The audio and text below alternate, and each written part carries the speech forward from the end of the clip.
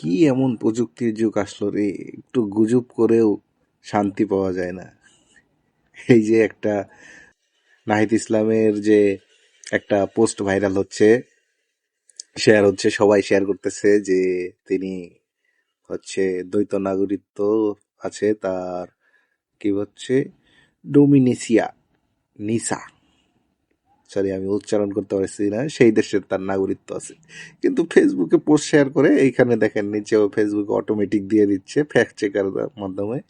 এইখানে ক্লিক করলে দেখা যাচ্ছে যে ফ্যাক্ট চেকিং এর ইয়াটা, এখানে ক্লিক করলে আপনি চলে যাবেন সেই, এই দেখেন এখানে ফ্যাক্ট চেকারে দিয়ে দিছে এটা ভুয়া।